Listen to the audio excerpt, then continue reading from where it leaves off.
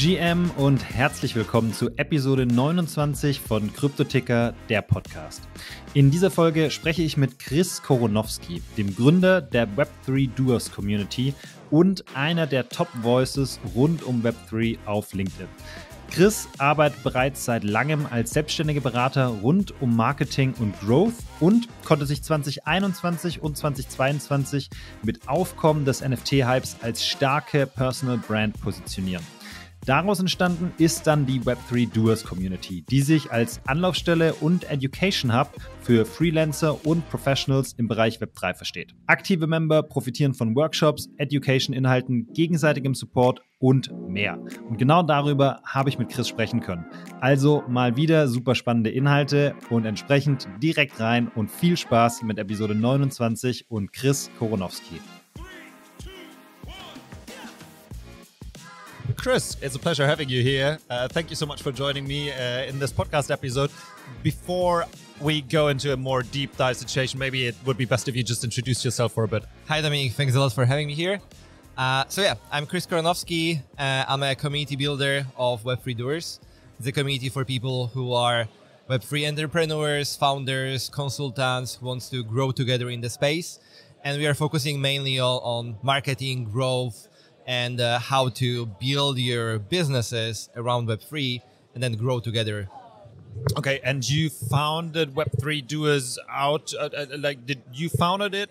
When did you start and how did you come up with it, basically? Yeah, so community started 1 year ago, even less than 1 year, like it will be right now around 8 months of the community building. And I'm coming from the marketing background. So I was a consultant and marketer for almost 10 years, helping different tech startups build their marketing, demand generation, lead generation, and all of that, help them grow. And then I learned about cryptocurrencies in 2017 through different projects that I was involved in. And when everything started happening around 2021, around, the hype around, the NFTs, hype, metaverse, DAOs, and so on, I was like, okay, it's super interesting what is happening in the space, but it's more important for me what is happening in terms of the technology aspect, like where the technology is going. And I decided, okay, I'm going all in.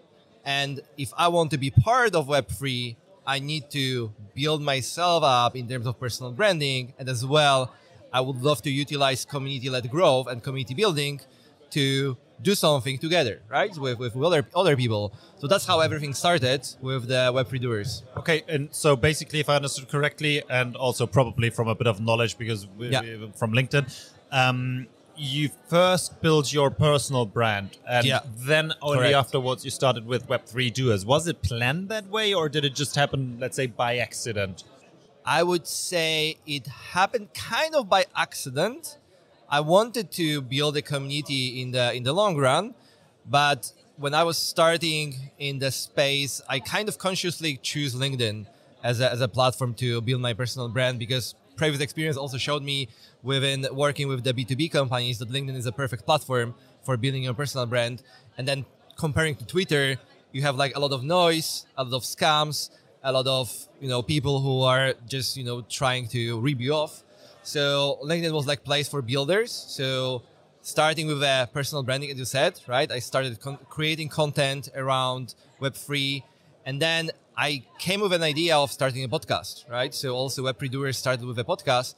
And because I was part of a program around content creation, video content creation with NAS.io, which is a NAS company program, and they've been also building a NAS.io platform for community builders. I kind of naturally connected the dots and started within the podcast and community building at the same time. And community grew quite of rapidly to 1,000 people already right now, which is more professionals, right? In the Web3 Doers. So we are growing at our own pace, and it's like so far so good. Okay, where is the community actually taking place? Is it do you use like Discord or do you do it on LinkedIn or how is it organized? Yeah, that's a great question. So firstly, you're entering through the NAS.io community platform. So you're registering there. NAS.io is like an academy, like a video, or what is NAS.io? Yeah. NAS.io is like a community hub, where you can put all the resources for the community, events. You have like a wall with everything what is happening inside the community. And then they're connecting the platform with different communication channels. So then on top of that, you can build a communication on Discord, or you can choose Telegram, or you can choose LinkedIn group, or you can choose WhatsApp, or whatever communication channel you are feeling is the most comfortable for you. You can build on that, right? So what I'm coming from is from the perspective that you need to have a community hub in order to have like later on the communication, right? Like somewhere needs to the community be based, because Discord is not really a great place for like a community hub. Like if you would like to put all the resources, they will disappear in different channels, right? You will not be really able to find them very easily. Same with events. So that's why we have this like a community hub. We also collect emails, so we can communicate with people and, you know, send them information about the new events that is happening through email, new news that is happening in the community through email. And we are also building a core team within the community, which is like a small part of the most engaged people inside the community. We also decided to build the communication on WhatsApp, because most people are spending time on WhatsApp every day. So the day-to-day communication is happening, for example, for them on WhatsApp, right? So Discord is mainly for public access, for everyone who can access and have a communication between us. But then the main day-to-day like communication with the core group is on WhatsApp, for example, right? Yeah, I think that's super interesting, because specifically WhatsApp feels, at least in Europe and in most parts of Europe, I think feels like the most natural way of communicating digitally with 100%. Other people. And there is a very interesting, don't want to do any advertisement or something, but there is a different interesting company who basically sends out newsletters via WhatsApp, and the opening rates of them are at like 90% or something that no email newsletter ever reaches, because it feels natural for people to communicate on WhatsApp, right? So for me also, WhatsApp developed itself into being not mostly, but also a business channel. I don't know, 100%. If I open my chat, half of them is business related right now. But do you organize it just in like a group chat, or do you use the community feature of WhatsApp with different sub channels that you can actually set up? Yeah, we started a community feature exactly on WhatsApp. And then inside the community, we have not many, because there is only 3 groups for core, which is like a general random conversations and then announcements, and that's all. I strongly believe that WhatsApp is not created right now to have more channels. Yeah, I agree. Yeah. Okay, and on the purpose of the community, is it, because you said it's business related, it's business people mostly, right? Yeah. So I assume you have a lot of freelancers or people with agencies, these kind of models. Is it on education? Is it on creating connections and potentially forwarding leads or interesting people? What is the community purpose? It's both. So mainly, we started mainly through education. So I would say the free part of the Web3 Doers community started mainly for the education part. Like we had power sessions, which was like a sessions where we invited guest speakers for 30 minutes of a presentation style and 30 minutes of a Q&A, right? And then we shared knowledge about different topics and experience from experts in the industry. Then we had mastermind sessions, which was more like a sessions where people were joining for networking, but as well, all of them, they were experts. So we had, let's say, topic around metaverse, and people had different questions. Everyone were experts and were able to answer questions that anyone else had, right? So we used to do that. Those meetups and sessions for 8 months grew through that, mainly through events, mainly to 1,000 people. And then we introduced the pro community, which is the aspect of really having small group on a cohort-based approach, where we connect people together into doing even different projects together or sharing different leads together. It's still continuing with education, but this will be really focused a lot about networking and then coming up together within different, I don't know, corporations, right? Like there's many possibilities to do. Yeah. And what's your personal role in it? I mean, obviously you founded it, right? Yeah. So you are, say, leading it in brackets, but what's your role and how do you monetize it? I mean, you said there is now the pro community. I assume that is probably with like a subscription or something. Yeah. But do you also participate financially or even with your input or your experience in certain projects? Yeah, so at this stage, the Pro community, we released the NFT for that, which is like a lifetime subscription, we'll call it, right? So 33 people bought it, which is fine for us because we want to grow organically. And if you look from the perspective of 1,000 free members and then 33 people buying it, it's like a 3.3% of conversion to sales, right? Which usually sales is happening between 1 and 3%. Yeah, right? that's totally fine. Yeah. Which is fine, right? And then, so we have 33 people inside that. I also put my own money, so I bought my own NFT as a founder. And I'm basically a host of everything what is happening in the Pro community, right? So I'm trying to figure it out, the best ways for people to come together, do some projects, to share knowledge, to network together, right? We also plan to do different things more advanced. So we would like to do, for example, virtual summits. So something like we have here, but more in a virtual space, right?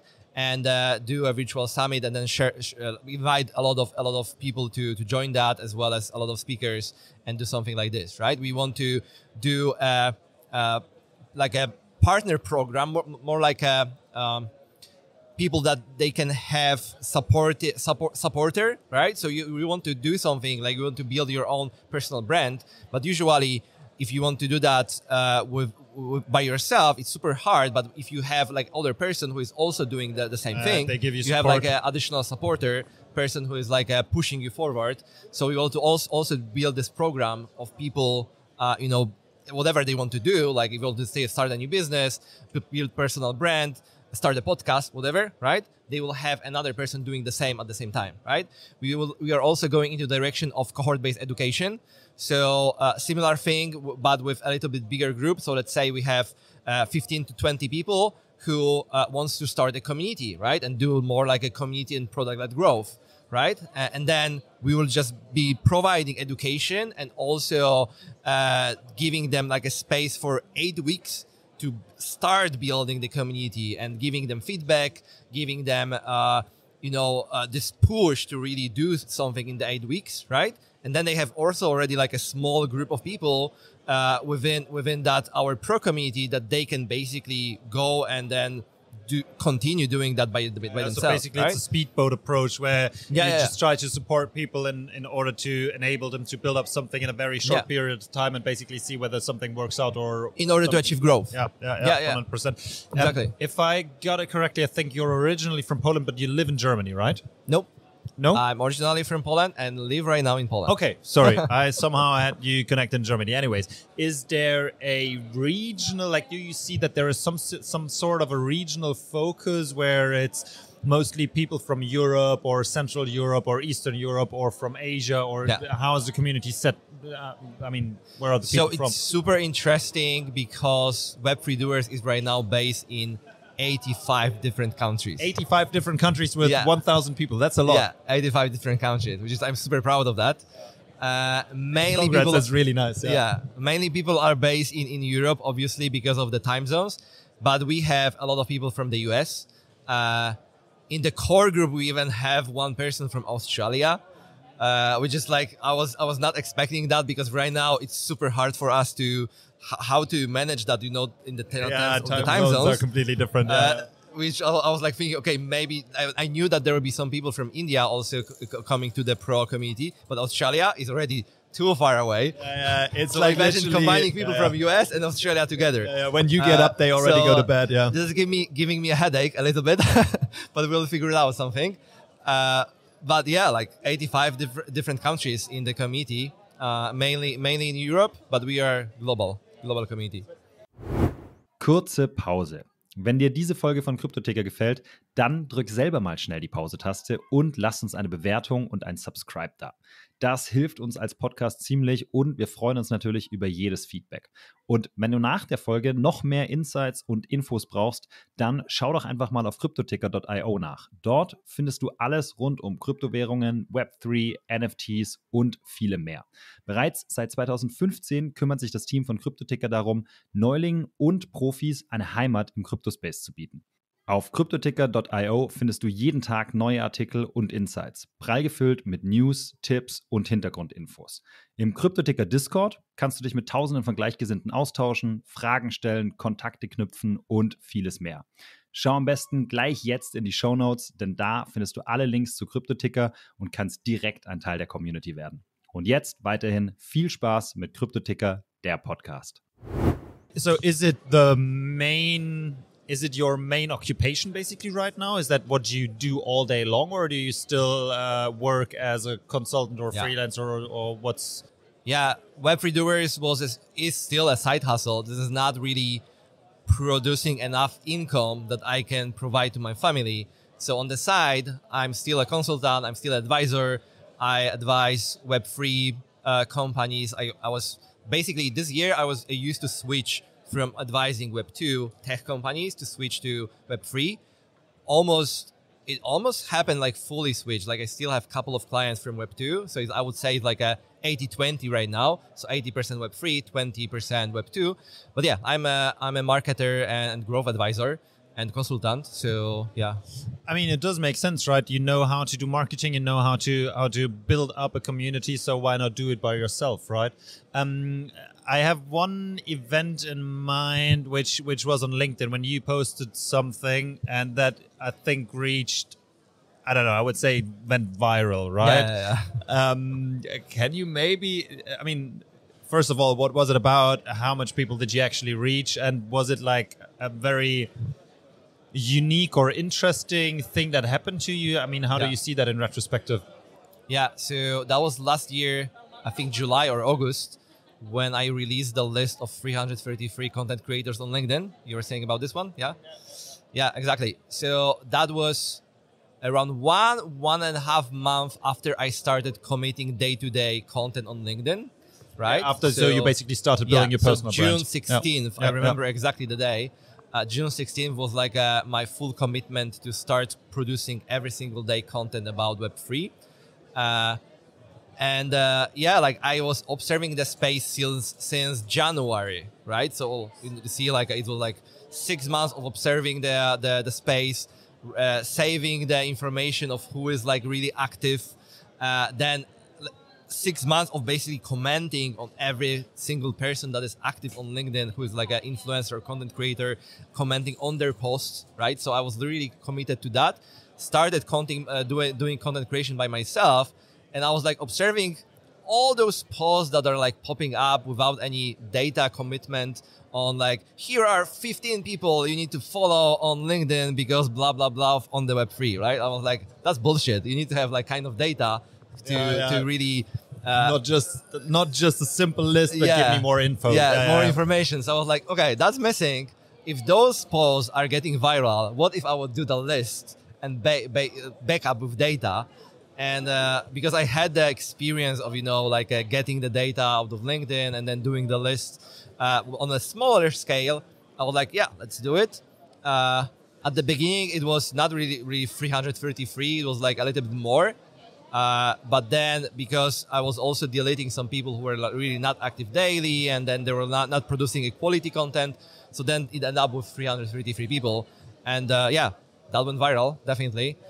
I can't tell you exactly the reach, but I got like, most likely in terms of followers, I was starting with 7,500 and I got probably like 5,000 in 2 months. 5,000 followers in 2 months. Additionally. Probably a lot of them also, maybe a lot of them from that single post, but also because you posted on a daily basis. And then on a daily basis as well. Because the daily basis, it just... But what is crazy, and I didn't expect that, when I was starting with 7,500, right now I'm approaching 16,000, right? Which is like 100% growth. And those 7,500, I was growing previously for like 7 years being active on LinkedIn, and then 1 year in Web3, 100% growth. Yeah, I mean, probably also you hit the right timing, you hit the right content. I mean, also posting on a daily basis is effort. That's not you don't do that on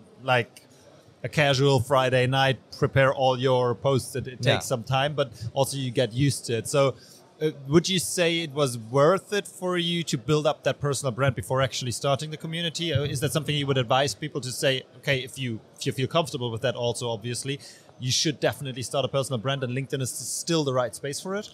100%. LinkedIn is a great space especially if you are a B2B marketer.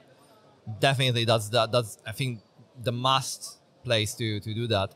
I would say also I think video will be super important for LinkedIn. It's still not there yet, but I think they are going into that direction. So if you will be creating video content, why not to also reproduce that? Or TikTok is also kind of B2B right now, so you can easily reproduce that content as well to other places. So 100% LinkedIn.